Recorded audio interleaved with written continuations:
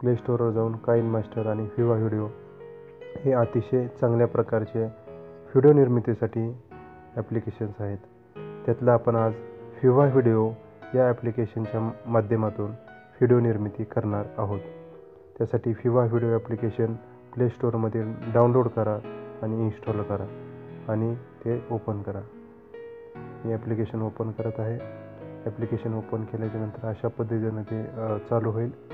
त्याच्यामध्ये तुम्हाला edit, slide show, capture, materials अशा वेगवेगळ्या पद्धतीचे तुम्हाला ऑप्शन्स दिसतील. त्यातले जर एखादा आपल्याकडे व्हिडिओ असेल आणि तो जर एडिट करायचा असेल तर एडिट या बटनावर क्लिक करावं लागेल. अन्यथा आपणाला जर व्हिडिओ बनवायचा असेल तर आपल्याला स्लाईड शो या बटनावर क्लिक करायचं आहे. Slide show.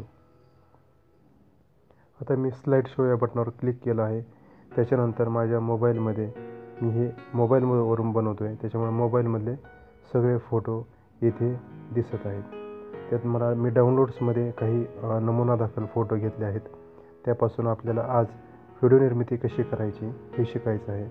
त्यासाठी डाउनलोड या बटनावर क्लिक केल्याच्यानंतर आपल्याला अशा पद्धतीनं डाउनलोड केलेल्या काही चित्र दिसतील.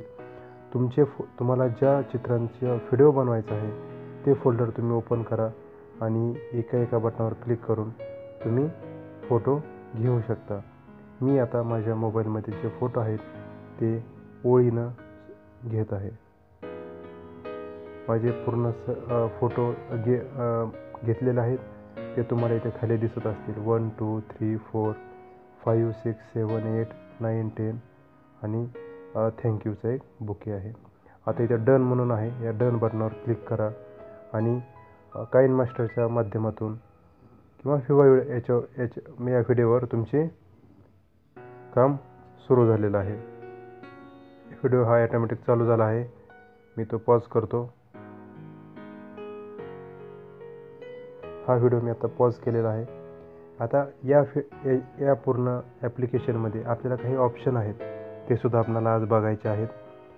हा व्हिडिओ बेसिक व्हिडिओ आत्ता तयार झालेला आहे, परंतु याच्यामध्ये आणखी काही सुधारणा करण्यासाठी आपल्याला यातल्या काही टूल्सचा वापर करावा लागेल. त्यात सर्वात प्रथम आहे थीम. थीममध्ये आपल्याला वेगवेगळ्या प्रकारच्या खाली थीम्स दिलेल्या आहेत. त्या थीम्सचा आपण वापर करून सुद्धा वेगवेगळ्या प्रकारे व्हिडिओ बनवू शकतो.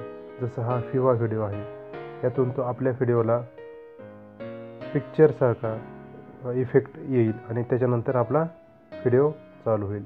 किंवा हे बघा,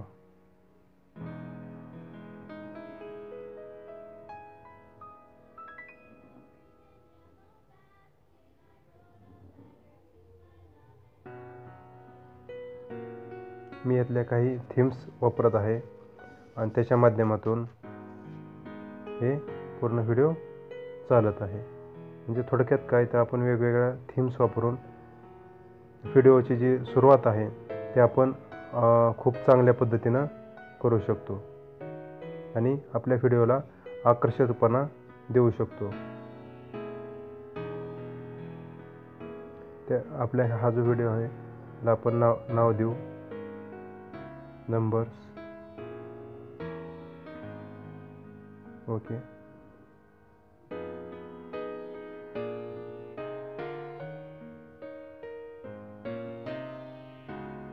आता बघा आपला व्हिडिओ प्ले होत आहे आणि नंबर्स एकामागोमाग एक डिस्प्ले होत आहेत. त्यानंतरचा दुसरा ऑप्शन आहे म्युझिक.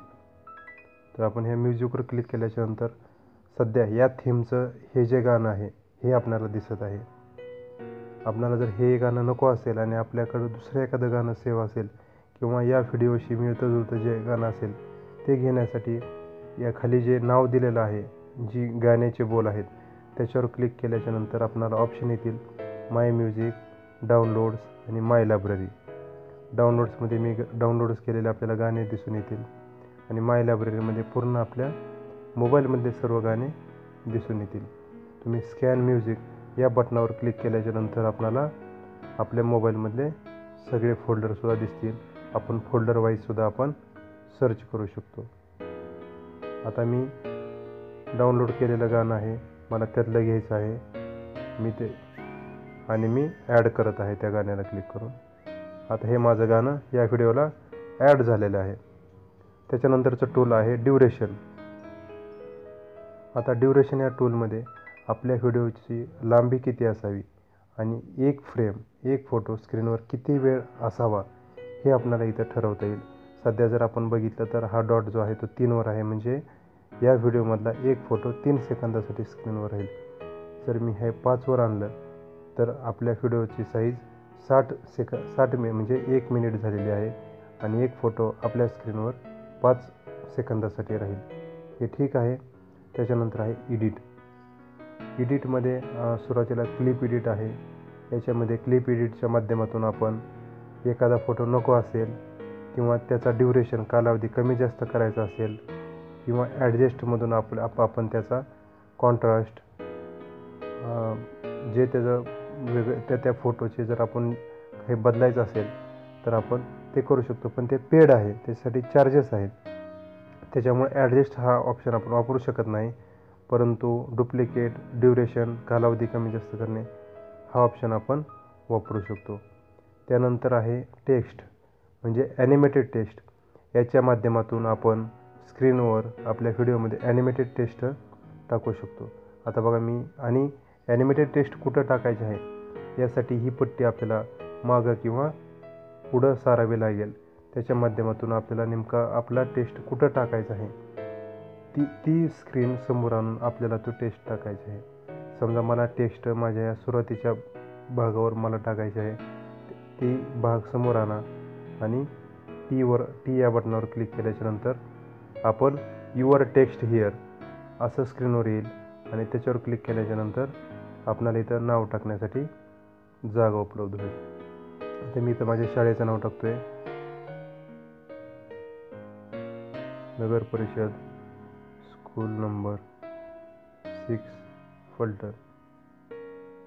माझ्या शाळेचं नाव टाकून झालेलं आहे. ओके.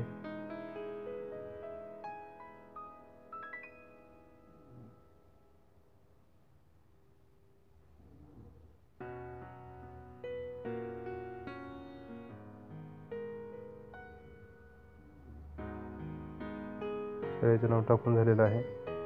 याचा रंग बदलण्यासाठी आपल्याला या रंगावर क्लिक करावं लागेल. आपण त्याचा रंग अशा पद्धतीने बदलू शकतो. हे ए लहान कॅपिटल ए आणि स्मॉल ए मधून आपण त्याचा फॉन्ट बदलू शकतो.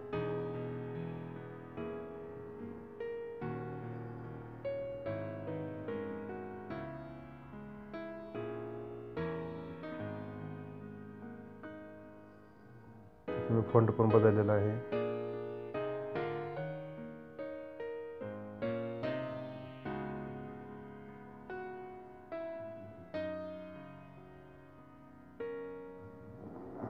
आणि त्याचे अलाइनमेंट तुम्हाला जिथं पाहिजे तिथं तुम्ही करू शकता. आणि त्याला या पद्धतीनं तुम्हाला ते नाव कशा पद्धतीने डिस्प्ले व्हावं हे तुम्ही इथल्या माध्यमातून तुम्ही त्याला ॲनिमेशन देऊ शकता. आणि ओके, याला ओके करायचं. आपण याला ओके म्हटलेलं आहे आणि ते ओके झालेलं आहे. फिल्टर्समधून आपण तशाच पद्धतीनं या व्हिडिओला वेगवेगळ्या पद्धतीचे इफेक्ट आपण याला देऊ शकतो. भरपूर इफेक्ट आहेत. तुम्हाला जो चांगला वाटेल तो तुम्ही ट्राय करू शकता. स्टिकर्समध्ये अशाच पद्धतीनं वेगवेगळे स्टिकर्स आहेत, ते सुद्धा तुम्ही चित्रांच्या सहाय्यानं तुम्ही अजून आणखी त्याच्यामध्ये उठावदारपणा देऊ शकता. साऊंड आहे, या साऊंडमधून तुम्ही त्या स्क्रीनला तुम्ही स्वतःच्या आवाजामध्ये त्याला आवाज ॲड करू शकता. आणि ट्रान्झॅक्शनमध्ये मॅन्युअली तुम्ही यातल्या प्रत्येक चित्रासाठी किंवा प्रत्येक चित्रानंतर जे ॲनिमेशन झालं पाहिजे त्याला तुम्ही वेगवेगळ्या पद्धतीचं ॲनिमेशन देऊ शकता. त्यासाठी तुम्हाला या 2 फोटोंच्या मध्ये जो एक चिन्ह आहे त्याच्यावर क्लिक करावं लागेल आणि त्याच्यावर क्लिक केल्याच्यानंतर तुम्हाला वरती हे जे ऑप्शन आहेत, वरती जे तुम्हाला दिलेले आहेत त्यातले तुम्हाला सिलेक्ट करावं लागेल. तर बघा मी एक सिलेक्ट करत आहे. जर तुम्हाला जो इफेक्ट चांगला वाटेल तो तुम्ही घेऊ शकता आणि तो इफेक्ट तुम्ही देऊ शकता. त्यासाठी तुम्हाला याच्यावर क्लिक करावं लागेल.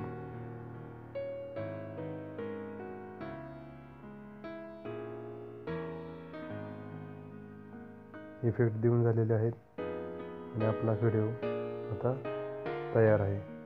व्हिडिओची मी थोडी कमी केली ड्युरेशन आणि आता आपल्याला हा व्हिडिओ आपल्या मोबाईलमध्ये सेव्ह करण्यासाठी तयार आहे. आपला व्हिडिओ कंप्लीट झालेला आहे.